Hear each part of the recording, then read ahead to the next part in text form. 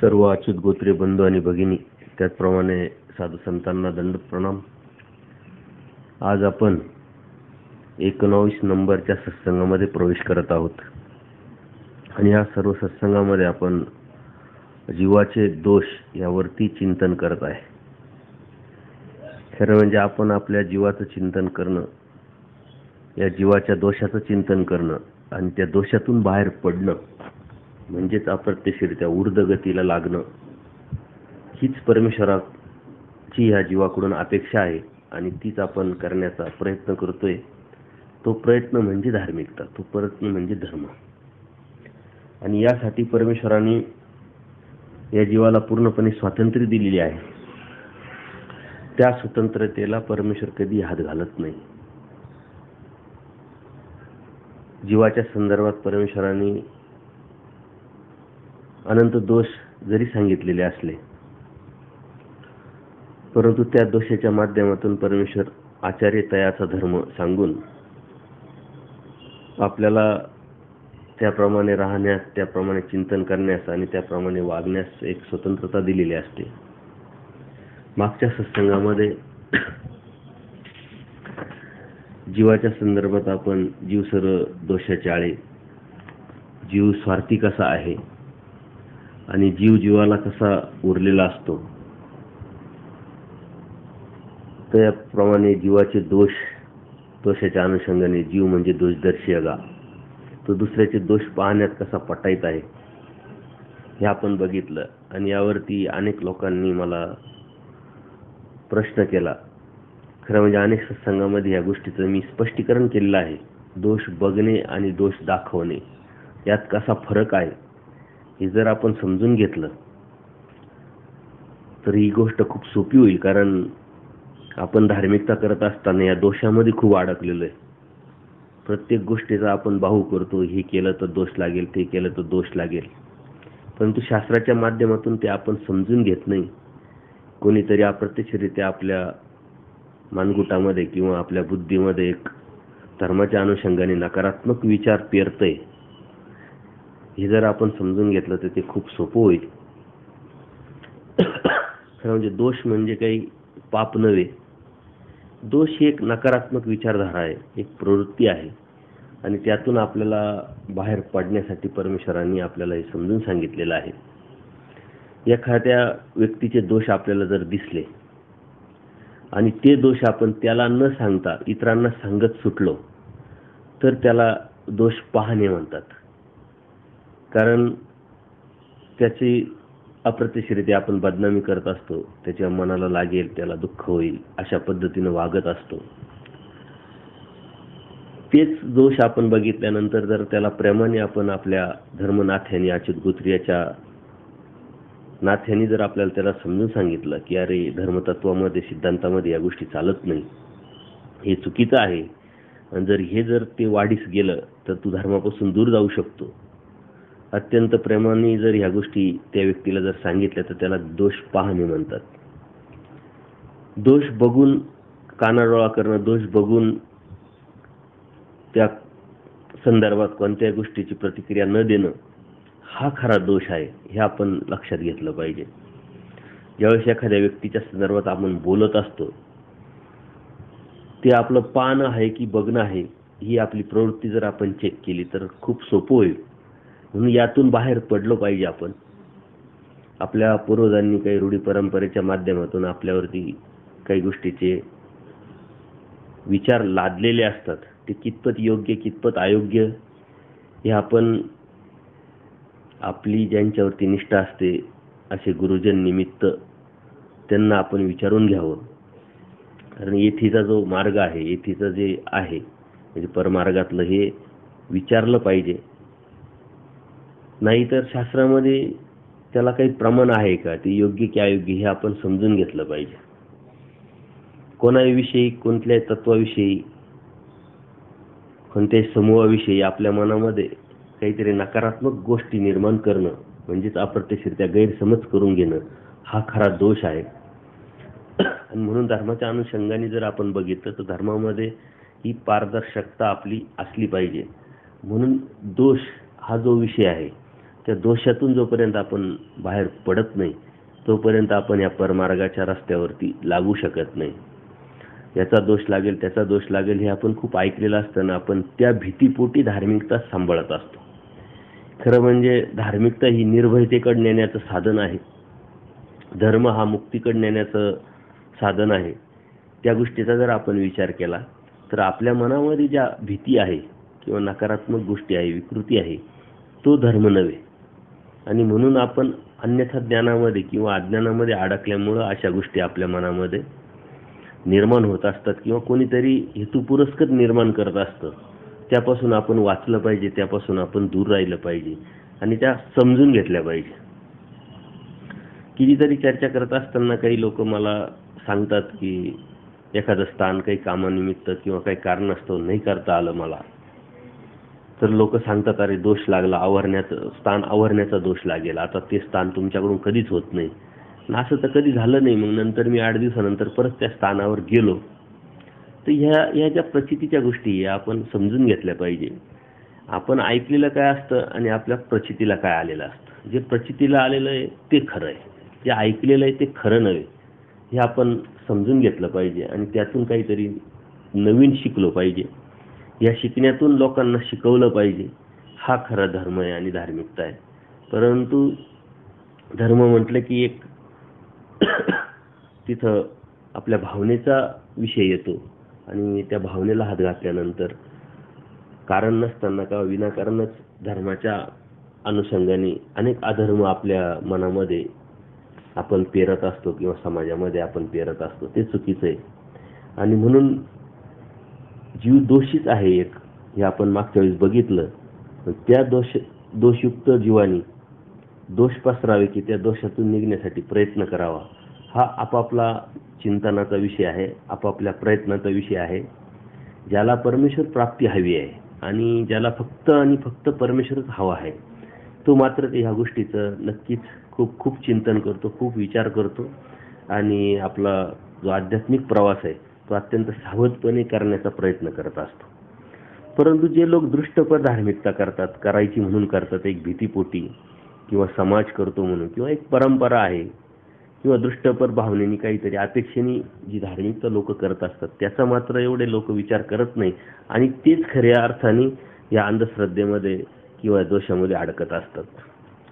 ज्याची नियत क्लिअर आहे, ज्याचा भाव शुद्ध आहे, ज्याला फक्त परमेश्वराचा हवा आहे, जो अदृष्टपराकडे झुकलेला आहे, त्याच्या बुद्धीला मात्र हे स्पर्श होत नाही किंवा तो त्यात कधी अडकू शकत नाही. हे त्याचं प्रमाण आहे. जो अंधश्रद्धेमध्ये अडकतो तो दृष्टपर आहे म्हणून अडकलेला आहे.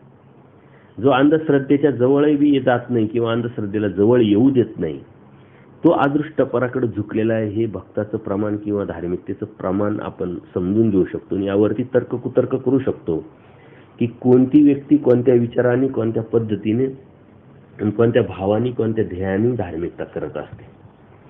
परंतु इतरांचा विचार करण्यापेक्षा आपण आपला विचार करावा की आपलं ध्येय काय आहे. आपण धार्मिकता करत असताना आपला विचार कोणता आहे आणि त्या विचारातून आपला आचार कसा असायला हवा आणि त्यातून आपण बाहेर पडलो पाहिजे. म्हणून परमेश्वराने या जीवाला जीवाच्या संदर्भात खूप सुंदर असं मार्गदर्शन केलेलं आहे. आणि आपण हे जीव बघत असताना, जीवाच्या संदर्भातले दोष बघत असताना आपल्या लक्षात येईल की आपल्यामध्ये काय काय आहे आणि ते काय काय आहे हे आपण जेव्हा समजतो तेव्हा इतरांमध्ये ते आहे आणि अप्रत्यक्षरित्या मग अपेक्षा किंवा तक्रारी आपल्या इतरांव्यतिरिक्त इतरांच्या संदर्भातल्या आपोआपच नष्ट होतात, दूर होतात. त्यावेळेस असं होईल, त्यावेळेस मात्र तुम्ही स्वस्थ चित्त राहून धार्मिकता करू शकता आणि ती धार्मिकता खऱ्या अर्थाने परमेश्वरापर्यंत तुम्हाला घेऊन जाऊ शकते.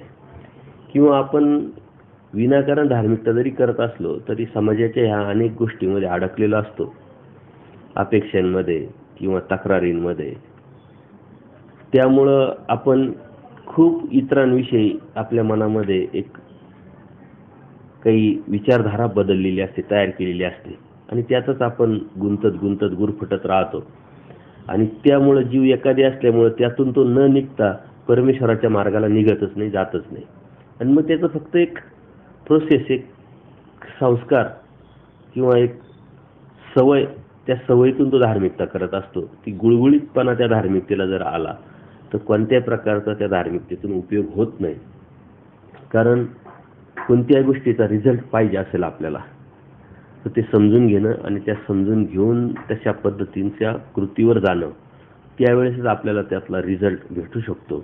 आपल्याला धार्मिकतेचा रिझल्ट पाहिजे आहे, परंतु धार्मिकतेवरती अभ्यास करायचा नाही. धार्मिकतेचा रिझल्ट पाहिजे आहे, परंतु धार्मिकतेचा विचार करायचा नाही, चिंतन करायचं नाही, योग्य अयोग्य बघायचं नाही, तर तो रिझल्ट भेटू शकत नाही. आणि म्हणून या बाजूने आपण खूप खूप विचार केला पाहिजे. कारण जीव आपल्यामध्ये काय कमतरता आहे, आपल्यामध्ये काय दोष आहे, याचा जो चिंतन करेल तोच त्या दोषातून बाहेर पडेल आणि तोच त्या दोषातून बाहेर पडण्याचा प्रयत्न करत असतो. आज आपण जीव स्वाभिमानी कसा आहे हे आपण बघणार आहोत. या जीव स्वाभिमानी आहे, जीवदेवता सापेक्ष आहे. जीवदेवता अपेक्षेव्यतिरिक्त कधीच राहत नाही. आपण बघितलं, जीव स्वार्थी असल्यामुळे कोणाकडून तरी अपेक्षा करत असतो. जीव वंचकत्व असतं, त्याच्यामुळे दुसऱ्याला काहीतरी देण्यापासून आपण लपवत असतो.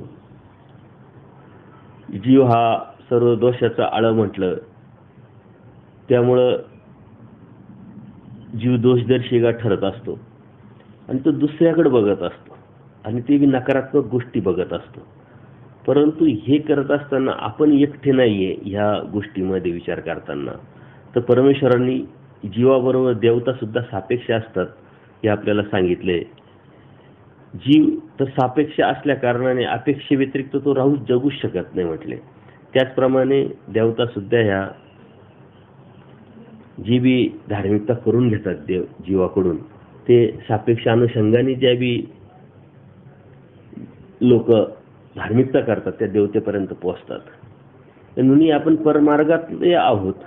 परमार्गात राहत असताना आपल्याला परमेश्वराने बोध दिलेला आहे. जीव देवता प्रपंच आणि परमेश्वरातला यातला नेमका आपण फरक कळालेला आहे, आपल्याला समजलेला आहे आणि अशा पद्धतीने आपण धार्मिकता करतोय. परंतु ह्या परमार्गात असताना, परमेश्वराची भक्ती करत असताना सुद्धा ह्या परमेश्वराच्या ठिकाणी आपण जर दृष्टपर भक्ती केली, काहीतरी अपेक्षेने जर भक्ती केली, या सांसारिक सुखासाठी भक्ती केली, या सांसारिक विषयाच्या कारणाने जर भक्ती केली तर ती देवतेचीच भक्ती होते. कारण देवता सापेक्ष, परमेश्वर सापेक्ष नाही, हे लक्षात घ्या.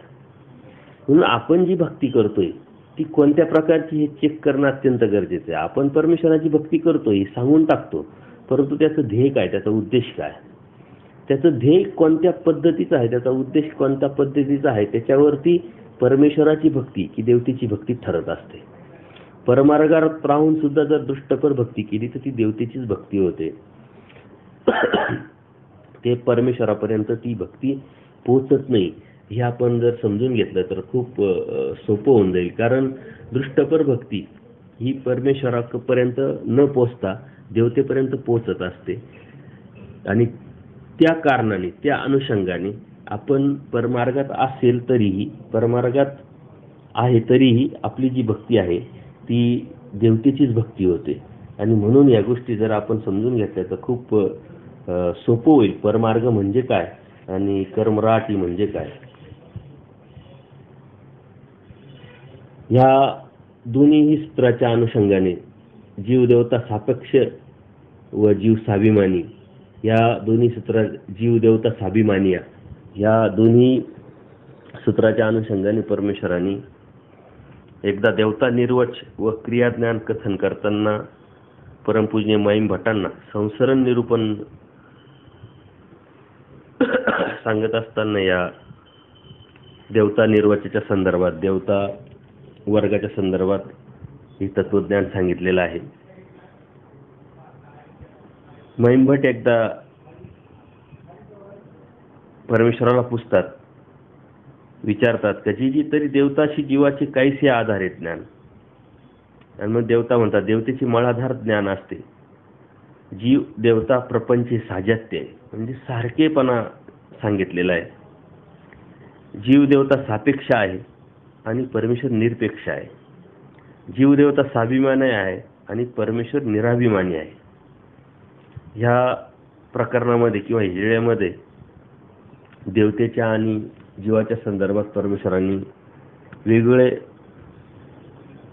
सूत्र आणि वेगळे तत्वज्ञान सांगितलेलं आहे की आपण अपेक्षा करतोय तशी देवता सुद्धा अपेक्षा करतात. जोपर्यंत देवतेचा एखादा जीव धार्मिकता करत असतो तोपर्यंत त्या देवता त्या जीवाला सुख देत असतात आणि ती धार्मिकता का त्याची खंडित झाली का त्याच देवता त्या जीवाला भोगवत असतात. जोपर्यंत त्याचा पुण्यांश आहे तोपर्यंत त्याला ते सुखफळ देण्याचं कार्य ह्या देवता करतात आणि पुण्यांश संपलं का लगेच ह्याच जीवाला ह्याच देवता जन्ममृत्यूच्या फेऱ्यात ढकलतात. श्रीमद भगवद्गीतेमध्ये यावरती खूप श्रीकृष्ण महाराजांनी अर्जुन देवाला निमित्त करून आपल्याला खूप तत्वज्ञान असं सांगितलेलं आहे. आपण अपेक्षा करतोय. आपण विचार करा की ह्या जगामध्ये निरपेक्ष असा कोण व्यक्ती आहे का कोणाकडून कोणाचीच अपेक्षा नाही. परंतु याचं ज्यावेळेस आपण चिंतन करू त्यावेळेस आपल्याला हे एक लक्षात येईल की आपण अपेक्षा करतोय पण आपल्याकडूनही कोणीतरी अपेक्षा करत असावं याचा आपण कधीच विचार करत नाही. आपल्याला वाटतं ह्या जीवाने आपल्याला अवजाव घालावं, ह्या जीवाने आपल्याला चांगलं मानावं, ह्या जीवाने आपली स्तुती करावी, ह्या जीवाने आपली सेवा करावी, ह्या व्यक्तीने आपल्याला काहीतरी देत राहावं. ही जी अपेक्षा ह्या जो विचार आपल्याला दुसऱ्यांविषयी येत असतो तोच विचार आपल्याविषयी दुसरे करत असतात किंवा करत असू शकतात हा विचार आपल्या मनात कधीच येत नाही. कारण जीव स्वार्थी असल्यामुळे तो फक्त दुसऱ्याकडून अपेक्षा करत राहतो आणि त्याची ती प्रवृत्ती असते, त्याची ती मूळ वृत्ती आहे. त्याच्यामुळे त्या अपेक्षेतून तो बाहेर पडत नाही आणि म्हणून दुःखाचं कारण सुद्धा हेच आहे. आपण कोणाकडून तरी अपेक्षा करतो, त्या अपेक्षेमध्ये भंग झाला की आपल्याला दुःख प्राप्त होतं आणि त्या दुःखातून मग आपण एकामेकाचे दोष घेत असतो. वाद निर्माण होणं, भांडण निर्माण होणं समाजामध्ये या सर्व ह्या जीवाच्या प्रवृत्तीनुसार, जीवाच्या प्रकृतीनुसार आणि जीवाच्या विकृतीनुसारच निर्माण होत असतात. जगामध्ये ह्याच गोष्टी आहे की मला हे हवं आहे याच्याकडून, मला ते हवं आहे त्याच्याकडून, याच्या व्यतिरिक्त काहीच नाही आहे. पण जेव्हा आपण हा विचार करू का ज्या जीवाच्या संदर्भात, ज्या व्यक्तीच्या संदर्भात आपण जसा विचार करतोय तसाच सेम टू सेम तोच विचार ती व्यक्ती सुद्धा आपल्या बाजूनी करत आहे असा जेव्हा विचार करू तेव्हा तुमच्यामध्ये अंतर्बाह्य बदल होईल. ज्यावेळेस आपल्याला वाटेल की अरे त्या व्यक्तीने आपल्याला आवजावं घालावं अशी अपेक्षा आहे त्याच वेळेस आपणच आपल्या मनाला विचारायचं की सेम टू सेम विचार त्याचा सुद्धा आहे आपल्या संदर्भात. मग आपल्यामध्ये अंतर्बाह्य बदल होणं, आपण त्याला आवजावं घालू, त्याला आपण रिस्पेक्ट करू. आणि ही देवाणघेवाण जी आहे निसर्गाप्रमाणे, एक निसर्गामध्ये आपण शेतीमध्ये एक शेंगदाण्याचा जर दाणा पेरला तर त्या एक शेंगदाण्यापासून खूप अशा शेंगा प्राप्त होत असतात. तसं आपण समाजाला जर थोडं दिलं तर समाजाकडून आपल्याला खूप काही भेटत असतं. आपण काय पेरतो आणि किती पेरतो, कोणत्या उद्देशाने, कोणत्या भावनेने, कोणत्या वातावरणात आपण पेरणी करतो त्याच्यानुसार हे उगवत असतं. परंतु आपण याचा विचार न करता फक्त आपल्या अपेक्षा कशा पुऱ्या होतील आणि ह्या अपेक्षा पूर्ण करण्यासाठी आपण या स्वार्थीपणाचा किती वापर करतोय त्याच्यावरतीच आपलं जग अवलंबून असतं. आणि त्या कारणाने या समाजामध्ये दुःख आणि अडचणी आणि वाद निर्माण होत असतात. त्याच्यामुळे आपण त्याचे सापेक्ष आणि स्वाभिमानाच्या दृष्टिकोनातून जर बघितलं तर आपण दुसऱ्याकडून फक्त अपेक्षा करत राहतो. आणि जीवदेवतेचा हा धर्मच आहे म्हणे, स्वतः काही न देता, काही न करता दुसऱ्याने द्यावे, करावे हीच अपेक्षा नव्हे. हा सर्वात मोठा रोग या जीवाला लागलेला आहे.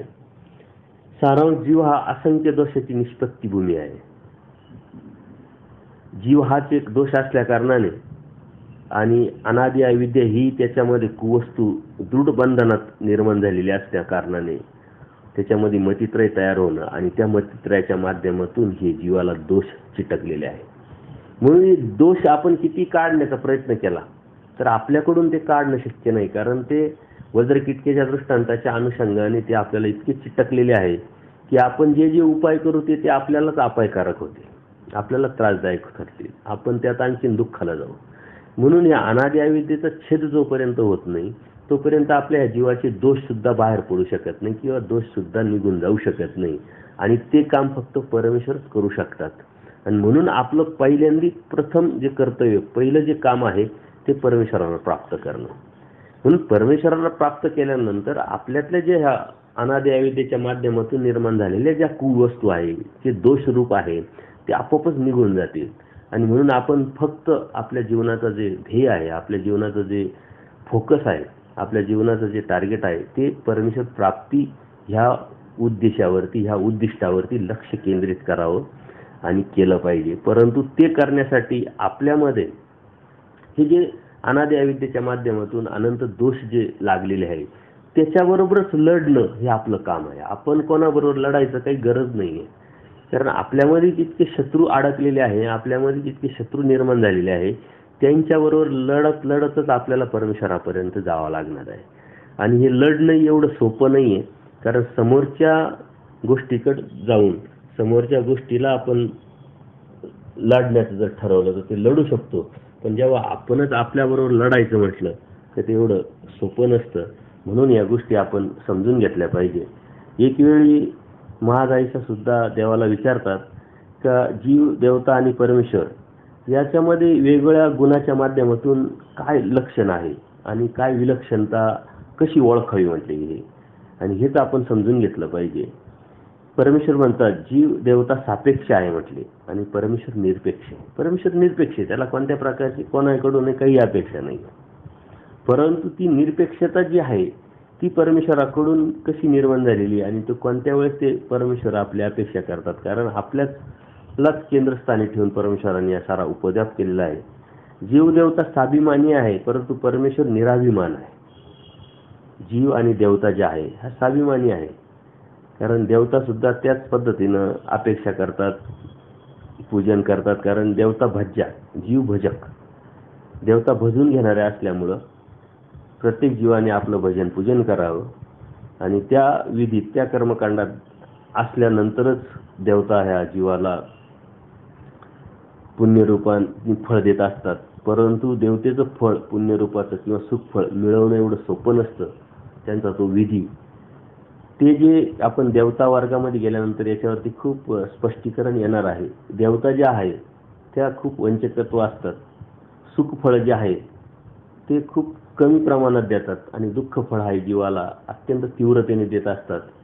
ज्याप्रमाणे गाय असते आणि ती दूध पाजताना आपण ती पाना चोरते, अशा पद्धतीने देवता वर्ग जो आहे दुःख देताना हात आखडता, सुख देताना हात आखडता घेते आणि दुःख देताना जीवाला खूप तीव्रतेने देत असते. म्हणजे अशा पद्धतीने ह्या देवता त्याची प्रवृत्ती परमेश्वराने विशद केलेली. यावर महादाईसा म्हणते जी परमेश्वर निराभिमान तरी संसार शत्रू भेने कवना स्वाभिमानाच्या होवे. सर्वजण साधेव आणि का स्वाभिमानाच्या होय मा एका निराभिमानाच्या होईजो का. ही तरी निराभिमान परी आपुल्या लागुनी स्वाभिमानियाचे स्वाभिमान. परमेश्वर म्हणतात मी निराभिमान आहे परंतु जो आपला आहे त्याच्यासाठी मात्र मी स्वाभिमानीचा स्वाभिमान आहे. आपला म्हणजे कोण? जो परमेश्वराचा आहे, परमार्गातला आहे, दैवराटीतला आहे आणि परमेश्वराने म्हणितलं तो करणारा आहे. आपण म्हणतो आता एखादा नामदार आहे, काय उपदेश घेतलाय म्हणजे तो परमार्गातला आला, दैवराटीतला आला, मग त्याच्यासाठी ही परमेश्वर स्वाभिमान. मग त्या पद्धतीचा तो कोणत्या योग्यतेचा भक्त आहे, तो कोणत्या अधिकाराचा जीव आहे, परमेश्वरावरती त्याची निष्ठा कशी आहे, त्याच्यावरती ह्या गोष्टी साऱ्या अवलंबून आहे. ह्या लीळा तुम्ही ऐकलेल्या असतील. एकदा महादाईसा देव जात असताना अचानक महादाईसाची देवाची एका मंदिराच्या, महादेवाच्या मंदिराच्या समोर भेट होते आणि त्या भेटीअंती महादाईसाला काय करावं असं लक्षात न आल्यामुळे ती त्या मंदिरात जाते. त्या पुजाऱ्याचं किंवा गुरुवाचं जे पाणी असतं ते पाणी आणते आणि देवाचं श्रीचरण जे आहे ते धुवून चरणतीर्थ पिते. त्यावेळेस सारंग पंडित पण असतात महादाईसांबरोबर. हे सर्व झाल्यानंतर सर्व बिडारावरती येतात आणि त्या बिडारावरती आल्यानंतर ते सारंग पंडित महादाईसाला सांगतात की तुम्ही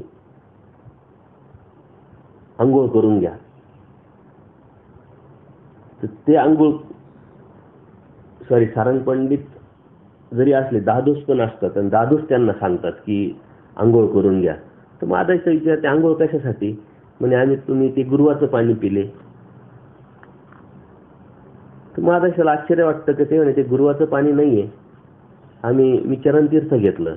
जर तसं काही चुकीचं असते तर ते देवानेच मला नाकारलं असतं, आणि देवाने नाकारलं नाही याचा अर्थ ते योग्यच आहे ह्या विचारावरती त्या ठाम असतात. परंतु दादोस हे त्यांना पटवण्यामध्ये सक्सेस होतात, यशस्वी होतात, की हा जीव नरकात गेला काय, दुःखाला गेला काय, स्वर्गात गेला काय, देवाला काय पडलेलं आहे म्हणे. तर महादाईचा देवाची कड घेतात की असं कसं तुम्ही म्हणता, ज्याच्यासाठी या जीवासाठी परमेश्वराने सारी सृष्टी निर्माण केली, अवतार घेतला, वाडोवेडी फिरतात, दयाळू माळू कृपाळू कनवाळू परमेश्वर असा विचार तरी कसा करू शकतात.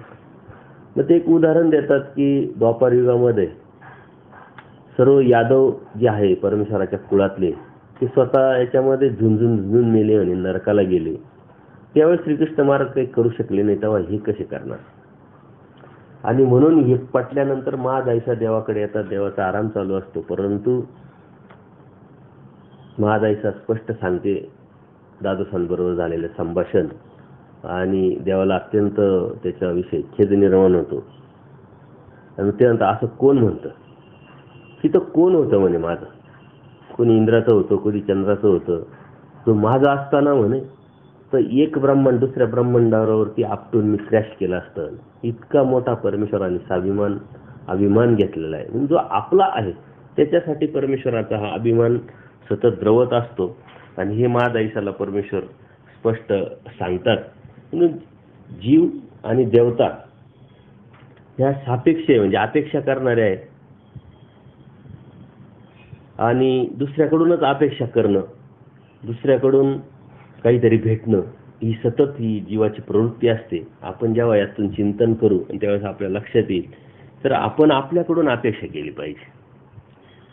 आपण आपली विचाराची शृंखला, आपण आपल्या आचाराची शृंखला सुधरत जाऊन आपण आपल्याकडून अपेक्षा केली पाहिजे की मी आज हे करतोय, उद्या ते करीन, हे आज मी केलं पाहिजे, हे मला जमलं पाहिजे. या अपेक्षा जेव्हा आपण आपल्याकडूनच करू तेव्हा आपल्या या लक्षात येईल की आपण यातून बाहेर पडलेलं आहे. परंतु समाजामध्ये जे बी सारं अडीअडचणी निर्माण आपण केलेल्या आहेत त्या सर्व आपल्या विचारातून, आपल्या प्रवृत्तीतून, आपल्या प्रकृतीतून, विकृतीतून तयार केलेल्या आहे. जेव्हा त्यागाची भावना निर्माण होईल त्यावेळेस आपोआपच या साऱ्या गोष्टी संपुष्टात येतील. परमेश्वराने या जीवाच्या अनुषंगाने कितीतरी सूत्राच्या माध्यमातून आपल्याला या गोष्टी सांगितलेल्या आहेत की ह्या जीवामध्ये नेमकं काय आहे. आचाराचं 165वं सूत्र आहे, अवेद्येची अनंतद्वारे. जीवामध्ये जे अग्नित दोष आहे आणि त्या दोषामुळे तो अग्नित दोष जे आचरत असतो, परमेश्वरांचा याचं वर्णन शब्दात करणं अवघड आहे. कारण अनंत दरवाजे आहे या अविद्येचे या परमेश्वर जीवामध्ये, आणि त्यामुळं तो अनंत दोष जोडत असतो. आणि या अनंत दोषामुळं तो ह्या परमेश्वर मार्गामध्ये खूप स्वतःला अडथळे जोडत असतो. आपल्यावरती एखादं संकट आलं, अडचणी आल्या की आपल्याला लगेच परमार्गाचं किंवा धार्मिकतेचं किंवा धर्माचं आठवण येत असते. परंतु हे आपण समजून घेतलं पाहिजे का जेही आपल्या जीवनामध्ये अडीअडचणी, दुःख, सुख जे बी येतंय ते फक्त आणि फक्त आपणच पूर्वकर्मात मिळवलेलं असतं. कितीही आपलं कोणावरती प्रेम असेल किंवा कोणाचं तरी आपल्यावरती प्रेम असेल तरी एकामेकाचं सुख, एकामेकाचं दुःख एकामेकाच्या खात्यामध्ये कधीच जात नाही. एकामेकाचे भोग एकामेकाला कधी भोगावे लागत नाही. आणि म्हणून या गोष्टी जेव्हा आपण समजून घेऊ तेव्हा आपल्याला लक्षात येईल की आपण कशा संदर्भात विचार करतोय आणि का विचार करतोय. ज्यावेळेस आपण विचार करू की आपल्यावरती जे संकट आलेलं आहे, जे अडचणी आलेल्या आहेत, जे दुःख आपल्या जीवनामध्ये आलेलं आहे ते मीच कधीतरी मिळवलेलं आहे आणि म्हणून ते माझ्या जीवनात आलेलं आहे. ज्या अर्थी मी मिळवलेलं आहे म्हणून माझ्या जीवनात आलंय तर त्या अर्थी भोगावं मलाच लागणार आहे. त्यावेळेस आपोआपच दुसऱ्याविषयी अपेक्षा करणं आपल्या मनामधली जी भावना आहे ती कमी होऊन जाईल. ह्या अडीअडचणीच्या वेळेस, दुःखाच्या वेळेस, संकटाच्या वेळेस नातेवाईक, समाज आपल्याला भेटायला येत असतो आपलं दुःख कमी व्हावं म्हणून. एक अनुकंपा आपल्या संदर्भात निर्माण करत असतं.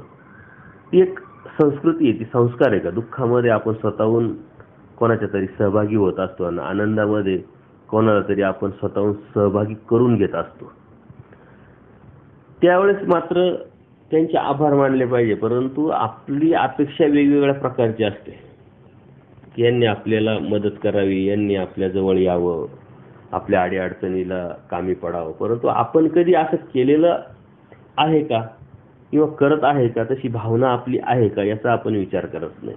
आणि म्हणून खूप अडचणी निर्माण होतात. जेव्हा तुमच्या तक्रारी निर्माण होतात समजायच्या की आपल्यामध्ये विचाराची जी शृंखला आहे ती आपली जी दोषात्मक निर्माण झालेली आहे, दोष जे आपल्यामध्ये आहे ते वाढत आहे. जेव्हा समाजाकडून इतरांकडून आपल्या अपेक्षा कमी होतील, त्यांच्या पाहण्याचा दृष्टिकोन आपला कमी होईल, दुसऱ्यांच्या विषयी तक्रारी आपल्या कमी होतील, तेव्हा आपण समजायचं की आपण यापासून तुटतोय. आणि ते धर्म अनुषंगाने चांगलंपणाचं लक्षण असतं, ऊर्ध्वगतीचं लक्षण असतं. म्हणून या आपण बघितल्या पाहिजे. महादाईसांना एकदा अविधी निरूपण करत असताना परमेश्वर ह्या अविधीच्या माध्यमातून सांगत असतात.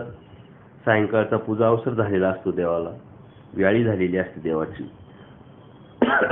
आसनी उपविष्ट परमेश्वर झालेले असल्यानंतर गोसाई पंक्तिभेदाचा अविधी निरूपित करत असतात. पंक्तिभेद आपण विनाकारण याला कमी, त्याला मोठं, याला छोटं समजत असतो आणि या अशा विकल्पामुळेच आपल्याला प्रेतदेहाचं नरक सुद्धा प्राप्त होत असतं. त्यावेळेस महादाईसाला हा पंक्तिभेदाचा निरूपण करत असताना महादाईसा सुद्धा देवाला प्रश्न विचारत असते की जे मी गोसाव्यांचा प्रसाद तो तो दो ठाई करी. म्हणजे अगोदरही ही लीळा आलेली आहे. त्या जो परमेश्वराचा जो प्रसाद असतो तो मी 2 ठिकाणी करते सारखा, आणि एक पूर्ण जो प्रसाद आहे तो आचार्यांना देते आणि अर्ध्या प्रसादामध्ये सर्व भक्तांना मी देत असते. तर मला काही दोष लागेल का, काही पाप होईल का? तर त्यावेळी देव सांगतात तुम्ही असं का करता म्हटले. तर त्या म्हणतात द्यावंसं वाटलं म्हणून मग मी देत असते. ते म्हटले तुम्ही तुमच्या वाट्यातून सर्वांना द्या किंवा तुमच्या वाट्यातून आचार्यांना द्या, ती गोष्ट वेगळी आहे. परंतु यात पंक्तिभेद तुमचा होत असतो आणि ह्या पंक्तिभेदामुळं जरी ते पाप जरी नसलं तर अविधी होत असतो आणि ह्या अविधीमुळेच अविधीचा संचार होऊन अविधीला निर्माण करत असतं आणि ह्या अविधीत तो जो पुरुष असतो तो धर्मापासून जात असतो म्हटले. आणि ह्या अविद्येच्या अनंतद्वारे छोट्या छोट्या गोष्टीत सुद्धा ती अविद्या निर्माण होत असते. आपल्याला वाटतं हे केल्याने काय होतं, ते केल्याने काय होतं. आज आपण हा पंक्तिभेदाचा जेव्हा विचार केला तेव्हा आपल्याकडून कितीतरी अशा गोष्टी निर्माण होत असतात. आपण मार्गात जातो, पंगत देतो, त्या पंक्तीच्या माध्यमातून पूजा अर्चेच्या वेळेस सुद्धा आपण हा विचार न करता या लीळेचा प्रमाण न घेता आपल्याला त्या पद्धतीनं शिकवलं जातं किंवा संस्कार केले जातात आणि त्या पद्धतीनं आपण मग हा मोठा हा छोटा त्याच्या पद्धतीनं मग ती पूजा अर्चा त्याच्या पद्धतीनं मानपान देणं हा भाव आपल्यामध्ये निर्माण होत असतो. परंतु यातूनच आपल्या मनामध्ये एक वर्गीकरणात्मक दोष आपण निर्माण करत असतो. तसं जीव हा विषम आहे त्यामुळे प्रत्येकाला तो वेगवेगळं समजत असतो. परमेश्वर सम आहे, पण ती समभावना निर्माण करायचं काम आपण केलं पाहिजे, तसा प्रयत्न तरी आपण केला पाहिजे. आणि यावरती परमेश्वर कठियाचा दृष्टांत समजावून सांगून ही अविधी कशी वाढत जाते आणि त्या अविधी तो जीव हा कसा धर्मापासून जातो हा कठियाचा दृष्टांत अनेक वेळा आपल्या अगोदरच्या सत्संगामध्ये आलेला आहे. एक पुजारी असतो, तो दररोज आपल्या देवतेची इमानीद्वारे मनोभावे भक्ती करत असतो आणि ही भक्ती करत असताना एकदा कधीतरी त्याला गावातले लोक जेवायला बोलावतात. तो जेवण करून येतो. पोटभर जेवण झाल्यामुळं ते देवतेच्या ठिकाणी त्याचे पाय लागतात, त्याच्याकडून अविधी होतो. ती देवता त्याला अप्रत्यक्षरित्या समजून सांगते किंवा दाखवत असते, परंतु तरीही तो त्यात सावध न होता तू माझी माऊली आहे, काय फरक पडतो असं म्हणून त्या आविधीचा विचार न करता तो दोष अंगवत असतो आणि ते दोषावतच मग आज ह्या घरी जेवण, उद्या त्या घरी जेवण, ह्या जेवणाच्या माध्यमातून त्याच्यामध्ये आळस निर्माण होणं, मलिनत्व निर्माण होणं आणि ती देवतेची भक्ती हळूहळू कमी होत होत त्या मंदिरात सडा समार्जन करणं, सफाई करणं, दी देवतेची भक्ती जो करत होता त्याच्यामध्ये खंड पडणं, अशा गोष्टी होतात. त्यातून एक स्त्री गावातली येते, ती त्याला मदत करते आणि त्यातून मग त्यांचं प्रेम होतं आणि त्यातून ते मुलं बाळं त्यांना होतात. सांगण्याचा उद्देश काय का अशा छोट्याशा गोष्टीतून सुद्धा हा जीव या धर्मापासून जात असतो आणि आपल्याला वाटतं की अरे हे केल्याने काय होतं, ते केल्याने, त्याचा सूक्ष्म विचार आपण जर करून ह्या आविधेचा जर विचार केला, कोणत्या प्रकारचा भाऊ न करता, कोणत्या प्रकारची मनामध्ये भीती न बाळगता, परमेश्वराने आपल्याला जे प्रमाणं दिलेली त्या प्रमाणातून आपण या गोष्टी निर्माण केल्या पाहिजे, त्याच्यावरती आपण दृढ राहिलं पाहिजे. आणि खड्गधार्याच्या दृष्टांतातून परमेश्वर हे आपल्याला समजून सांगतात की परमार्ग इतका सोपा नाहीये. त्या धारधार तलवारीवर चालण्या इतपत अवघड आहे.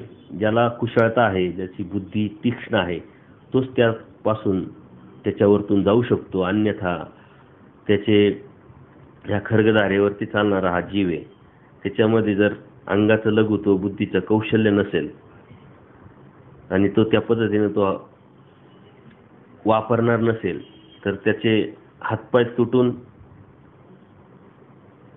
नक्कीच नरकाला किंवा दुःखाला जाऊ शकतो. आणि म्हणून परमेश्वर या सूत्रांच्या माध्यमातून आपल्याला खूप सावध करतात की परमार्ग जितका सोपा आहे तितकाच अवघड आहे. परंतु हा सोपा जो मार्ग आहे तो आपण जर समजून घेतला आणि त्या पद्धतीने जर चिंतन केलं, त्या चिंतनातून जर आपण आपल्या दोषावरती संयम ठेवू शकलो, तरच आपण परमेश्वराच्या परमार्गात टिकू शकू किंवा उत्तरोत्तर प्रगती करू शकू. परत ही अविद्या जी आहे, ही अविद्या काही आजूबाजूला नाहीये म्हटले, लांब कुठंतरी नाहीये, ती आपल्या पंक्तीलाच आहे, आपल्या पानतीशीच असे म्हटले. ती आपल्या जवळच असल्यामुळं ती फक्त आपलं वातावरण कसं आहे, आपण कशा विचाराचे आहोत, आपली कशी बुद्धी तीक्ष्ण आहे की त्यामध्ये क्षीणत्व आहे, ती संधी बघत असते आणि ती संधी बघून परवर्ती अविद्यावर डोकं काढून आपल्याला या धर्मापासून, परमेश्वराच्या मार्गापासून तोडण्याचा प्रयत्न करत असते. आणि हे करत असताना आपण या गोष्टी लक्षात घेतल्या पाहिजे, यापासून सावध राहिलं पाहिजे.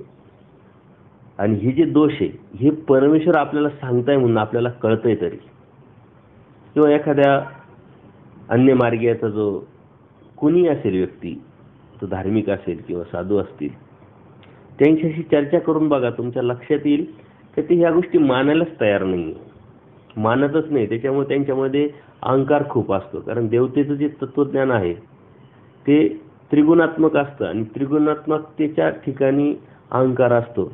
परमपूजनीय माईम भटांमधला जो अहंकार आहे, आपण स्वतः परमेश्वराने अनुभवलेला आहे, आपण इतिहासात वाचलेला आहे, अनेक वेळा ती लीळा आपण ऐकत असतो. तर त्यांचा अहंकार इतक्या पराकुटीला पोहोचला होता की त्या अहंकारापोटी ते दिवसा सुद्धा मशाल घेऊन फिरत होते आणि गवताची वाकी करून आपल्या पायामध्ये घालत होते. कशाचं लक्षण होतं हे की आज या सृष्टीवरती ज्ञानसूर्य मी आहे आणि हे सारे पंडित माझ्या पायाला बांधल्यासारखे आहेत. हा अहंकार कशातून निर्माण झाला होता? तर हे देवतेचं 18 पुराण, वेद, शास्त्र, भास्कर शास्त्र जे बी आहे ते त्यांनी जाणलं होतं, समजून घेतलं होतं, त्याच्यावरती त्यांनी अभ्यास केला होता. परंतु जेव्हा परमेश्वराच्या मार्गात आले, म्हणजे परमेश्वराची त्यांची भेट झाली, परमेश्वरांनी हत्तीच्या दृष्टांतातून देवता आणि परमेश्वर यातला फरक त्यांना समजून सांगितला. अन्यावृत्ती, संसरण, विद्यामार्ग ही प्रकरणं जेव्हा सांगितले, स्वतःची ओळख दिली, बोध दिला, तेव्हा मात्र त्यांचा पूर्ण अहंकार गळून गेला. जो परमार्गात असतो त्या परमार्गाचं लक्षण आहे की तो नम्र असतो. कारण निर्गुण निराकाराचं तत्वज्ञान, निर्गुण निराकाराचा बोध, निर्गुण निराकाराची ओळख ही माणसाला नम्र बनवत असते, मातीशी आपली नाळ जोडवत असते. म्हणून देवतेचा जो भक्त आहे तो मात्र अहंकारी तुम्हाला दिसेल. माईन भटांचा नंतर त्याग आपण या चरित्रामध्ये पानोपानी बघत असतो, बघितलेला आहे. इतका पराकोटीचा त्याग त्यांनी केला. हे कशाचं लक्षण आहे? फक्त परमेश्वराच्या तत्वज्ञानाचं. आणि म्हणून आपण धर्म जाणत असताना, धर्म समजून घेतलेला असतानाही आपल्यामध्ये अहंकार जर असेल, आपल्यामध्ये नम्रता नसेल, तर आपण परमार्गाचे होऊ शकत नाही किंवा परमार्गाचे नाही झालेलं हे लक्षात घेतलं पाहिजे. एखादी व्यक्ती ह्या परमार्गात असताना उपदेश घेतलेला असते, तपस्वी असतात, साधू असतात किंवा नामधारक वासनिक कुणी असू शकतो, परंतु त्यांच्यामध्ये अहंकार जर असेल तर याचा अर्थ ते दुष्टपर भक्ती करतात. दुष्टपर भक्ती करत असताना अप्रत्यक्षरित्या देवतेची भक्ती करतात. आणि म्हणून त्रिगुणात्मकताच्या ठिकाणी अहंकार असतो, म्हणून त्यांच्यामध्ये अहंकार आलेला असतो. हाय परमार्गातले, परंतु त्यांच्यामध्ये अहंकार असेल तर आपण हे लक्षणांच्या माध्यमातून समजायचं की हे दुष्टपर भक्ती करणारे आहे. आपल्यामध्येही तसं काही आहे का हे जर आपण विचार केला, चिंतन केलं, तर आपल्या लक्षात येईल. जर आपल्यामध्ये तसं जर असेल तर आपण सुद्धा आज अदृष्टपराक झुकलेलं नाही, दुष्टपरच भक्ती करतोय. ह्या दुष्टपर भक्ती करत असताना त्यामुळेच आपल्या मनामध्ये दुसऱ्यांच्या विषयी तक्रारी, दुसऱ्यांच्या विषयी अपेक्षा किंवा अहंकार निर्माण झालेला आहे. हे जर आपण लक्षात घेतलं तर खूप सोपं होऊन जाईल.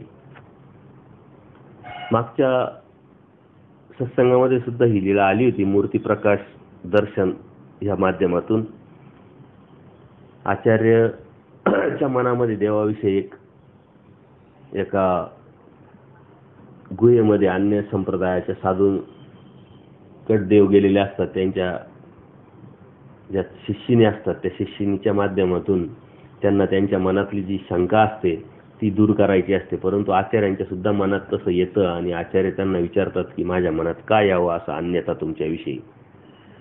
तर देव म्हणतात जीव सर्व दोषाचा आळा असल्यामुळं तुमच्यामध्ये पूर्वकर्मानुसार हे दोष निर्माण झालेले, तो संस्कार रूप तुमच्यामध्ये तसं असल्यामुळे तुमच्या मनामध्ये येतं. आणि तो मग कोणता दोष असं विचारल्यानंतर देव सांगतात येथून तुमचे दोष बाहेरी घाली जेती तरी पुरी हो सुटी पोटी सुरी सोसो मरा. म्हणजे जर मी तुमचे दोष जर सांगत बसलो तर तुम्ही कितीतरी दोषाला पात्र आहे आणि हे जेव्हा तुम्हाला समजेल तेव्हा तुम्ही स्वतःच्याच हाताने आपल्या पोटामध्ये सुरी खुपसून घ्याल. इतक्या मोठ्या प्रमाणात तुम्ही दोषी तुम्हाला दिसल. आणि म्हणून हे दोष जे आहे अनादि अविद्येपासून सुरुवात झाल्यानंतर विकार विकल्प असेल, स्वभाव असेल, त्या माध्यमातून निर्माण झालेली मतित्रय असेल आणि ह्या मतित्रयामुळं वंचकत्व किंवा स्वार्थी, स्वाभिमानी, अभिमानी असा हा जो जीव आहे तो वाढत वाढत जात असतो. परंतु त्याच्यावरती परमेश्वराने आपल्याला संयम करायला लावलेला आहे, कमांड करायला लावलेलं आहे. ते आपल्यात आहे 100% नक्की परमेश्वराने आपल्याला दाखवून दिलेले आणि म्हणूनच त्याच्यावरती आपण संयम किंवा त्याच्यावरती आपण अंकुश निर्माण करू शकतो. पण आपल्यामध्ये ते आहे माहीतच नसतं तर ते कधी डोकं काढतील वरती आणि आपल्याला कधी गिळंकृत करतील समजू शकत नाही. म्हणून अन्य मार्गीयामध्ये ना आपल्यामध्ये खूप फरक आहे. महादायशाला देव सांगतात की जीव आणि देवता, प्रपंच आणि परमेश्वर हे जाणण्याव्यतिरिक्त काही जाणणं असतं, हेच तर ज्ञान आहे, हेच समजून घेतलं पाहिजे. म्हणून जीवाचं तत्वज्ञान ह्या जीवाने जर समजून घेतलं तर नक्की तो जीवापासून हा जीव तुटेल, बाहेर पडेल आणि मग तो परमेश्वराच्या ठिकाणी लागेल. तर म्हणजे जीव जीवापासून तुटतच नाही, जीव जीवामध्येच इतका गर्क असतो. त्यामुळं तो एखादी असल्या कारणाने एकाच ठिकाणी जर गर्क आहे तर तो परमेश्वराच्या ठिकाणी कसा लागेल. आपल्यातून आपल्याला तुटायचे, आपल्यातून आपल्याला बाहेर निघायचे आणि म्हणून हे आपलं तत्वज्ञान आपल्याला समजून घ्यावं लागेल. आणि हे समजून घेणं खूप सोपं आहे कारण आपल्याला परमेश्वराने हे समजून सांगितलेलं आहे. ज्याला हे माहीतच नाही, समजूनच सांगितलेलं नाहीये, तो काय करू शकतो आणि तो कसा प्रयत्न करेल आणि त्या प्रयत्नातून तो कसा बाहेर पडेल. आता सहजच विचार करा का ही तत्वज्ञान आपल्याला माहीतच नाही, आपण कसं राहणार. आपण स्वतःलाच ग्रेट समजत राहणार, नाहीतरी अन्य लोक त्या अहंकाराने त्या पद्धतीने वागत असतात, बोलत असतात, नकारात्मक भावना त्यांच्या खूप प्रबळ असतात आणि त्या जोरावरती जीवन सुखकर करण्याचा प्रयत्न करत असतात. परंतु आपलं उलट आहे.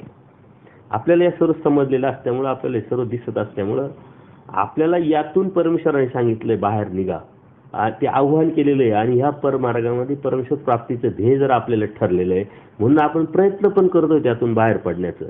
आणि म्हणून बाहेर पडण्याच्या प्रयत्नामध्ये जर आपण यशस्वी झालो तरच परमेश्वरच्या ह्या परमार्गामध्ये आपला आध्यात्मिक प्रवास हा ऊर्ध्वगतीचा ठरू शकतो, परमेश्वर प्राप्तीपर्यंत जाऊ शकतो. परंतु हे करत असताना आपल्याला माहीतच नाही, आपल्यामध्ये जे नाही आहे ते आपण निर्माण करण्याचा प्रयत्न करत असतो. खरं म्हणजे परमेश्वर दयाळू, मायाळू, कृपाळू, कनवाळू आहे. ही दया उपजणं हे परमेश्वरामध्ये, परमेश्वराच्या स्वरूपामधला एक भाग आहे. दया असेल, माया असेल, कृपा असेल, करुणा असेल, ही जीवाच्या प्रती सतत ओसंडत असते. पण आपण सुद्धा या अज्ञानामुळे, अन्यथा ज्ञानामुळे कोणाविषयी तरी अनुकंपा उपजत असतो, कोणाविषयी तरी काहीतरी आपण करू शकतो, करणार आहे, मीच करू शकतो, अशा भावना, अशा वल्गना करत असतो. एकदा डोमेग्राम येथे परमेश्वर निरूपण करत असतात आणि ते निरूपण करत असताना बाईचा सतत बाहेर बघत असतात. तिथे एक बैल, काही लोकांनी त्याला चारी पायाला बांधून ठेवलेला असतो आणि तो त्यातून खूप दुःखी झालेला असतो. आणि बाईसा त्याच्याकडे सतत बघत असतात आणि देवाचं निरूपण चालू असतं. देव तर काही बघत नाही, तो बैल मात्र त्या देवाकडे आपल्या सतत बघत असतो. आणि त्यावेळेस बाईसांना ती त्याच्याविषयी अनुकंपा उपजते, थोडी दया उपजते आणि ती देवाला प्रार्थना करतात की देवा या बैलाला सोडवा. देव म्हणतात, बाई अनुकंपा न उपजे, तुम्ही कोणाविषयी काही मनामध्ये आणू नका. त्याचे कृतकर्म मी जाणत असे आणि त्या कृतकर्मानुसारच तो त्याचं भोग भोगतोय. परंतु बाईस या प्रेमी भक्त त्यांनी हट्ट धरला आणि त्या हट्टापायी देवाचार्यांना, इतर भक्तांना सांगतात की त्याला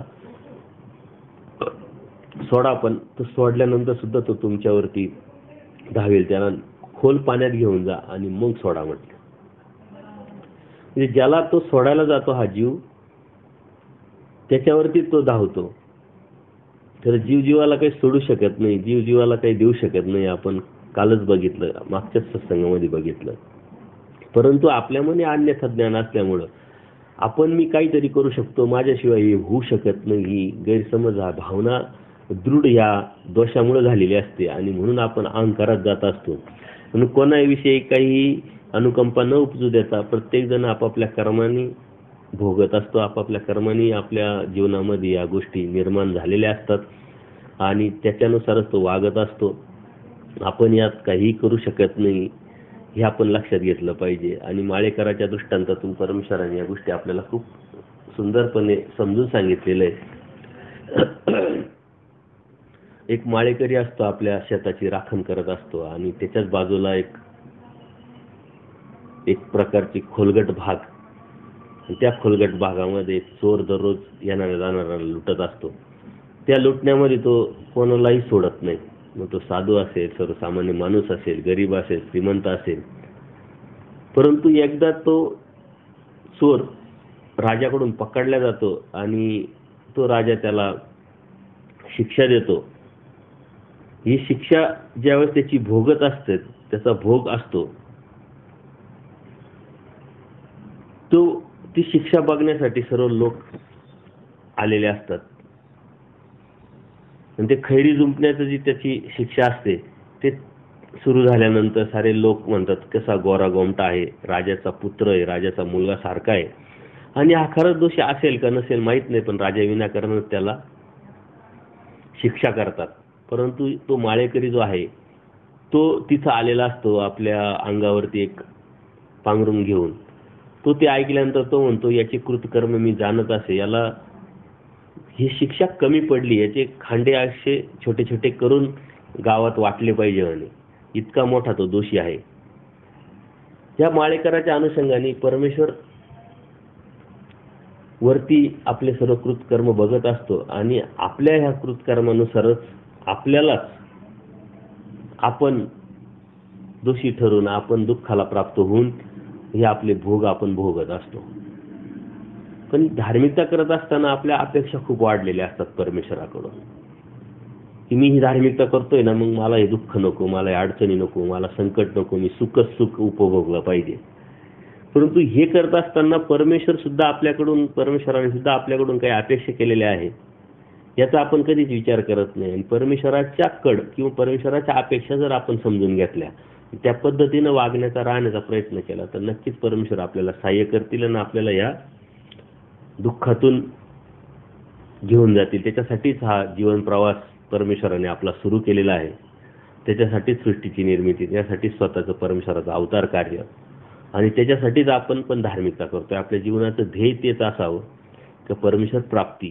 त्याच वेळेस या दुःखातून आपण बाहेर पडू. परंतु या दुःखातून बाहेर पडण्यासाठी ह्या जीवामध्ये असलेले दोष या जीवाने जर समजून घेतले आणि त्या दोषातून तो बाहेर पडण्याचा प्रयत्न केला, त्यांनी त्या दोषातून तो जर बाहेर पडू शकला, त्या चक्रव्यूहातून जर तो बाहेर पडू शकला, तर नक्कीच परमेश्वर या जीवाला आपल्या प्राप्तीला घेऊन जातील. कारण त्याच्यासाठी हा सर्व खटाटोप परमेश्वर करताय.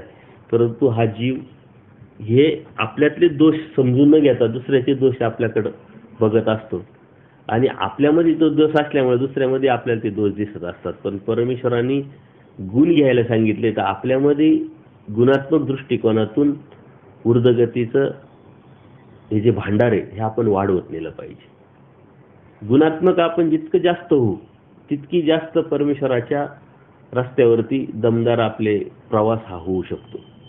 शास्त्रामध्ये चांगला माणूस, वाईट माणूस याची खूप सुंदर व्याख्या केलेली आहे. कारण जगामध्ये असा कोणी नाही का सर्व गुण संपन्न, जगामध्ये असा कोणी नाही का सर्व दोषयुक्त. मग जो चांगला माणूस आहे त्याच्यामध्ये जास्त गुण असतात म्हणून तो चांगला, दोष कमी असतात म्हणून तो जास्त गुणात्मक. आणि जो वाईट माणूस आहे त्याच्यामध्ये दोष जास्त असतात म्हणून तो दोषी. गुणात्मक बाजू पाहिल्या तर कमी असतात म्हणून तो दोषी. म्हणून आपल्यामध्ये दोष भरपूर आहे मूळ जीवाच्या स्वरूपामध्ये, परंतु तेच गुण, तेच दोष आपल्याला परावर्तन करून त्याच्यामध्ये बदल करून गुणात्मक दृष्टिकोनातून आपल्याला ते वाढवायचे. संत सामुग्री आपली जेवढी वाढवली तेवढी आपण वाढू शकतो, असंत सामुग्री जेवढी वाढली तेवढी वाढू शकतो. आणि हे होतंच संगतीनं. आपण कोणाच्या संगतीत आहेत त्या पद्धतीनं आपली ही जी संत असंत सामुग्री डेव्हलप होत असते. एखाद्या चांगल्याच्या संगतीत असेल तर आपोआपच ते वातावरण तयार होणं, आपलं चांगुलपण जे आहे ते डेव्हलप होत असतं. एखाद्याच्या वाईटाच्या संगतीत असेल तर नक्कीच आपलं ते वाईट जे आहे आपल्यामध्ये ते डेव्हलप होत असतं, ते वाढीस लागत असतं. पुन्हा आपण परमार्गात आहोत, आपण परमेश्वराच्या संगतीत आहोत, परमेश्वराच्या तत्वज्ञानात आहोत, ही भावना जर निर्माण केली आणि त्याचं जर चिंतन करत राहिलं तर नक्कीच तुमच्यामध्ये संत सामुग्री डेव्हलप होत असते. तर जीवामध्ये सुद्धा गुणात्मक अवगुणात्मक जर विचार केला तर प्रत्येकामध्ये ह्या गोष्टी कमी जास्त प्रमाणात असतात.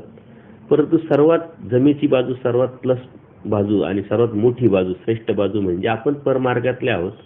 आणि या परमार्गाच्या तत्वज्ञानात जर आपण राहिलो तर नक्कीच आपली जी गुणात्मक बाजू आहे ती अधिकाधिक उत्तरोत्तर वाढत जाते. आणि म्हणून आपण दररोजचं सूत्रपाठाचं वाचन, चिंतन करणं, वेळाचरित्रामध्ये जाणं, दररोजचं ज्याप्रमाणे आपण नियम बांधून घेतलेले, कोणी नोकरी करतंय, कोणी व्यवसाय करतंय, किंवा कोणी कोणत्याही प्रकारचं उदरनिर्वाह करण्यासाठी जो बी उपद्व्याप करतंय, त्याच्यामध्ये एक गोष्ट आपली असायला पाहिजे का दररोज आपण 1 किंवा 2 लीळा वाचन करून त्याच्यावर चिंतन केलं पाहिजे. एक सूत्र फक्त घेऊन त्याचा जर तुम्ही प्रकरणवश बघितला आणि त्याचं चिंतन केलं तर वर्षामध्ये 365 दिवसामध्ये 365 सूत्र आणि 365 लीळा आपल्या होऊ शकतात. फक्त 2 ते 3 वर्ष आपल्याला त्याच्यावरती कष्ट करायचे, त्याच्यावरती चिंतन करायचे, त्याला वेळ द्यायचा आहे. मात्र ते आपल्याबरोबर आल्यानंतर, त्याला आपण 2-3 वर्ष वेळ दिल्यानंतर आयुष्यभराची शिदुरी आपल्याबरोबर ती राहणार आहे. अगदी परमेश्वर प्राप्तीपर्यंत, अनादि अविद्येचा छेद होईपर्यंत ती आपल्याला उपयोगी पडणार आहे. म्हणून द्यायची फक्त धर्माला 2-3 वर्ष, परंतु तो धर्म आपल्याला आयुष्यभर पुरणार आहे परमेश्वर प्राप्तीपर्यंत. किती मोठा फायदाच फायदा आहे जर नफा तोट्याच्या बाजूने जर विचार केला तर. परंतु आपल्याला ती गरज वाटली पाहिजे आणि त्या गरजेनुसार आपण त्याच्यावरती निष्ठेने चाललं पाहिजे. एकदा का आपल्याला कळलं की अनंत जन्मात, अनंत सृष्टीमध्ये आपण हे दुःख, हे कर्म जोडत आलो आणि नरकात जात आलो, हे सतत जन्ममृत्यू हा सतत चालू आहे आणि असे अनेक वेळा जन्माला येऊन अनेक वेळा मृत्यूला पावलेलो आहे. ते एकदा कळलं का मग माणूस कोणत्याही संकटाला, कोणत्या अडीअडचणीला तोंड देण्याची तयारी ठेवतो. पूजनीय माईम भट्टांना जेव्हा कळालं की आपण आतापर्यंत देवता भक्ती करत होतो, कर्मावरतीच राहत होतो आणि यातूनच आपल्या जीवनाची मुक्ती होईल असा आपल्याला समज होता. पण परमेश्वराची भेट झाल्यानंतर, चर्चेअंती त्यांना बोध झाल्यानंतर त्यांना कळतं की आपल्याला परमेश्वराच्या अनुसरणाव्यतिरिक्त आपल्याला आता पर्याय नाही. आणि म्हणून ते ज्यावेळेस विचार करतात की वर्षानंतर आपण जाऊ, 6 महिन्यांनी जाऊ, महिन्यांनी जाऊ, 8 दिवसांनी जाऊ, तर त्या क्षणाला ते उठतात आणि निघतात. परंतु अत्यंत श्रीमंतीमध्ये चांगल्या वातावरणात राहिलेले असलेले ब्राह्मण अचानक भिक्षेचं अन्न खायची वेळ येते तेव्हा त्यांच्याकडून ते होत नाही. परंतु त्याच्यावरतीच ते चालण्याचा प्रयत्न करतात. किती त्रास हो, आजच्या दुःखापेक्षा उद्याचं दुःख खूप मोठं आहे हा विचार त्यांनी केलेला असल्यामुळं आजच्या दुःख त्यांना काहीच वाटलं नाही. आणि म्हणून ते भिक्षेचं अन्न गिळल्यानंतर ते म्हणतात आता मी जिंकलो. हे का होतं, कशामुळं होतं?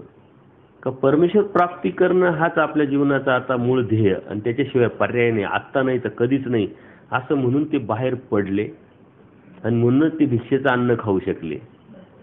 श्रीमंतीत राहिलेले ब्राह्मण म्हणून अडीअडचणीत, दुःखात, संकटात राहू शकले. म्हणून आज आपण विचार केला पाहिजे, आजच्या दुःखापेक्षा उद्याचं दुःख खूप मोठं आहे आणि आजच्या सुखापेक्षा उद्याचं दुःख खूप मोठं आहे. म्हणजे आज या प्रापंचिक सुखामध्ये जर आपण रमलो तर उद्याच्या खूप मोठ्या परमेश्वराच्या सुखापासून मुकणार आहोत. आणि आज ह्या प्रापंचिक दुःखापासून दुःखाला आपण भुललो तर खूप मोठ्या दुःखामध्ये आपण अडकणार आहोत. म्हणून ह्या दुःखाचा विचार न करता उद्याच्या सुखाचा विचार आपण केला पाहिजे. तसं पाहायला गेलं तर आजच्या या परिस्थितीमध्ये आपल्याला परमेश्वर प्राप्ती किंवा परमेश्वर मार्ग हा खूप सरळ आणि सोपा परमेश्वरांनी सांगितलेला आहे. खूप काही आवश्यकता नाही करण्याची. 1237 सूत्रापैकी परमेश्वर 1237 सूत्रांचं आचरण करण्याची अपेक्षा जीवाकडून करत नसल्या कारणाने जे मूळ प्राथमिक तत्वज्ञान आहे का जे पाळायलाच पाहिजे ते जरी पाळलं तरी आपण परमेश्वरापर्यंत जाऊ शकतो. हा आपला प्रवास परमेश्वरापर्यंत सुखकर होऊ शकतो याचं आपण चिंतन केलं पाहिजे. लीळा खूप आहे, अनंत लीळा, सूत्र खूप आहे, दृष्टांत खूप आहे, परंतु आपण काय करू शकतो याचं चिंतन, या दोषातून बाहेर पडण्यासाठी आपल्याला काय उपयोगी पडू शकतं आणि आपल्यामध्ये असे काय गुण आहे का त्या गुणाच्या माध्यमातून ह्या दोषांवरती आपण विजय मिळवू शकतो याचं जर चिंतन केलं तर नक्कीच आपल्याला याचा फायदा होईल. परंतु आपण आपली शोधणी करत नाही कधी. आपल्याला काय हवंय, काय पचतंय, आपण काय करू शकतो हे आपल्याला माहीत नसल्यामुळं आपण अनेक अडचणीला, संकटाला पुढे जात असतो. म्हणून परमेश्वराने मोक्षाची व्याख्या एका शब्दात करून टाकलेली आहे, आत्मज्ञाने मोक्ष. मोक्ष जे आपण म्हणतो, मुक्ती जे म्हणतो, परमेश्वराने अनेक सूत्राच्या माध्यमातून आपल्याला ही गोष्ट सांगितलेली आहे. पूर्वी मी मुक्ती नावाचा एक लेख लिहिला होता की आपण परमार्गात राहत असताना परमेश्वराच्या मुक्तीला आपल्याला जायचे, परमेश्वराच्या प्राप्तीला आपल्याला जायचे असा विचार करून आपण धार्मिकता करत असतो. पण परमेश्वराने मुक्तीचे कितीतरी पर्याय आपल्याला दिलेले आहेत. त्या कोणत्या पर्यायात आपण सूट होतो, कोणता पर्याय आपल्याला अनुकूल होऊन ती शोधणी जर करून तेच गुण आपण जर वाढीत नेले तर नक्कीच आपण परमेश्वरापर्यंत जाऊ शकतो. तुम्ही सूत्रपाठामध्ये गेल्यानंतर ते दास्यमोचक म्हणजे दास्य जर केलं तर परमेश्वराचं हा जीव मुंचन होऊ शकतो, परमेश्वराला प्राप्त होऊ शकतो. असे मुक्तीचे, प्राप्तीचे पर्याय असे किती सूत्रामध्ये परमेश्वराने सांगितले. जर तुम्ही चिंतन केलं, शोधणी केली तर तुम्हाला अनेक पर्याय त्यात लक्षात येतील. आणि म्हणून परमेश्वराने त्यातला एक पर्याय सांगितला, आत्मज्ञाने मोक्ष. स्वतःचं ज्ञान होणं हेच मोक्ष आहे. स्वतःचं ज्ञान होणं, स्वतःला समजणं आणि त्यातून बाहेर पडणं हीच परमेश्वराच्या ठिकाणची मुक्ती आहे, वेगळं काही नाही आहे. हे जेव्हा आपण समजून घेऊ तेव्हा आपणच आपल्या या मुक्तीला घेऊन जाऊ शकतो. परमेश्वराचं साह्य प्रत्येक वळणावर, प्रत्येक रस्त्यावर, प्रत्येक टर्नवरती आपल्याला परमेश्वराचं साह्य भेटत असतं. आपण एक पाऊल चाललो तर परमेश्वर 10 पावलं चालत असतात. याची प्रचिती आपल्याला पावलोपावली या परमार्गात आचार करत असताना आपल्या प्रचितीला येईल. परंतु सर्व अंगाने विचार करून या गोष्टी आपण समजून घेतल्या पाहिजे आणि पुढं चाललो पाहिजे. आजच्या सत्संगामध्ये आपण जीवाच्या अनुषंगाने आणि देवतेच्या अनुषंगाने जीव आणि देवता कशा सापेक्ष आणि स्वाभिमानी हे बघितलं आणि या अविद्येचे अनंत दरवाजे कसे आहे आणि ही अविद्या आपल्या आजूबाजूलाच कशी बसलेली आहे आणि ती अविद्येच्या माध्यमातून, दोषाच्या माध्यमातून जर आपण आपले दोष परमेश्वर म्हणतात तुम्हाला सांगितले तर तुम्हाला आश्चर्य वाटेल. आणि म्हणून कोणाविषयी किंवा आपल्याविषयी सुद्धा आपल्याला अनुकंपा उपजली नाही पाहिजे का अरे माझ्यावरच एवढं का संकट आलं, माझ्यावरच का एवढ्या अडचणी येतात, मीच का दुःखी आहे, कारण मी मिळवलेलं आहे म्हणून मला हे प्राप्त झालेलं आहे, असं जर विचार केला तर आपल्याविषयी सुद्धा आपल्याला दया आली नाही पाहिजे. माळेकरांच्या दृष्टांतातून आपल्याला परमेश्वरांनी खूप समजून सांगितलेलं आहे. आणि म्हणून परमेश्वर स्थिर आहे, त्यांना त्या स्थिरतेपासून कुणी ढवळू शकत नाही, कारण परमेश्वर सर्व जाणतात. सर्व आपल्या जीवाचे कृतकर्म त्यांना माहीत असल्यामुळं भूत, वर्तमान आणि भविष्यातले सर्व कृतकर्म परमेश्वर आपल्यावर एक नजर टाकल्याबरोबर पाहू शकतात, ओळखू शकतात. आणि म्हणून आपल्याविषयी त्यांना फक्त प्रेम वाटतं, या दुःखातून यांनी बाहेर पडावं, मला प्राप्त करावा आणि माझा आनंद त्यांनी घ्यावा, हाच कड हा परमेश्वराचा असल्या कारणाने त्याच्यासाठीच हा परमेश्वराचा हट्टास प्रयत्न सतत निरंतर चालू असतो. परंतु आपल्याला ते माहीत नसल्यामुळं आपण आपल्या अडचणी वाढवत असतो, आपले संकट आपण वाढवत असतो. परमेश्वर उलट आपले संकट दूर करत असतात, अडचणी दूर करत असतात. कधीही परमेश्वर या जीवाला संकट किंवा अडचणीत आणत नाही किंवा आणू शकत नाही किंवा आणण्याची इच्छा पण बाळगत नाही, हे आपण समजून घेतलं पाहिजे. छोट्या छोट्या गोष्टीतून आपण दोषी असल्यामुळे इतरांना जसं दोष देतो तसं परमार्गाला किंवा परमेश्वराला सुद्धा दोष देणारे कितीतरी जीव आपण बघत असतो आजूबाजूला. आपण सुद्धा कधीतरी ही गोष्टीतून, या अनुभवातून गेलेलो असतो. परंतु आपण दोषी आहोत, परमेश्वर दोषी नाही, हे जर आपण समजून घेतलं तर कोणत्या अडचणीत, कोणत्याही संकटात आपण त्यापासून दूर जाऊ शकत नाही, तुटू शकत नाही, हे आपण समजून घ्यायचंय. पुढच्या सत्संगामध्ये हा जीव निष्क्रिय कसा आहे, निरानंद कसा आहे किंवा परतंत्र कसा आहे, अशा पद्धतीनं आपण तो कशाच्या आधारे राहतो हे आपण बघणार आहोत. पुढच्या सत्संगामध्ये आपल्या जीवाच्या अनुषंगाने आपण जे दोष बघत असतो ते दोष संपतील, त्या दोषाचं आपण चिंतन करून त्या दोषातून बाहेर पडण्यासाठी आपल्याला प्रयत्न करायचा आहे. आणि तो प्रयत्न नक्कीच आपण यशस्वी करू शकतो, कारण परमेश्वराचं साह्य आपल्याला त्यासाठी लाभणार आहे. आणि नंतरच्या सत्संगामध्ये जीवामध्ये होकारात्मक गोष्टी कोणत्या आहे, गुणात्मक गोष्टी कोणत्या आहे, जीवानी परमेश्वराने या जीवाला का निवडला आपला आनंद देण्यासाठी, हे आपण बघणार आहोत. मागच्या सत्संगाच्या संदर्भात अनेक लोकांनी आपापल्या प्रतिक्रिया दिल्या, कारण नकारात्मक गोष्टीचा आपण कधी विचार केलेला नसतो. आणि ह्या सत्संगाच्या माध्यमातून किंवा काही लीला सूत्रांच्या माध्यमातून जेव्हा आपल्याला ते समजतं तर ते आपल्याला सुद्धा आश्चर्यकारक वाटतं. परंतु ते आश्चर्यकारक नसून ते आपल्यातलाच एक भाग आहे आणि त्या भागाचे एक भाग आपण झालेलो आहोत. म्हणून त्यातून बाहेर पडणं हे आपल्या जीवनाचं मूळ कर्तव्य, आपली धार्मिकता त्याच्यासाठी, आपला धर्म त्याच्यासाठी, आपल्या जीवनाचं ध्येय पण त्याचसाठी असायला पाहिजे. याचा जर विचार केला तर नक्कीच आपण या गोष्टीमध्ये, अध्यात्मामध्ये प्रगती करू शकतो. अशाच प्रतिक्रिया तुम्ही देत चला. मधल्या काळामध्ये एक लेख महानुभव संदेशला माझा आला होता. तो लेख जर वाचला तर नक्कीच आपल्या जीवनामध्ये धार्मिकता करत असताना सावधानता बाळगण्याची कशी गरज आहे, आजच्या जगामध्ये परमार्गामध्ये काय काय चाललंय, याच्यावरती मी तिथे विचार मांडले होते. तो लेख नक्की वाचा, चिंतन करा. त्याच्यावरती खूप साधू संतांनी किंवा वाचनिकांनी प्रतिक्रिया दिलेल्या आहे. अनेकांना तो लेख आवडला. तर तुमच्या या शुभचिंतनाच्या कारणाने, परमेश्वराच्या कृपेनेच या गोष्टी माझ्याकडून होत आहे. असंच शुभचिंतन तुमचं असू द्यावं. कोणाला त्या लेखासंदर्भात जर पाहिजे असेल PDF फाईल वगैरे तर नक्की कळवा. मी तुम्हाला ती PDF फाईल पाठवेल आणि ते वाचून प्रतिक्रिया कळवा.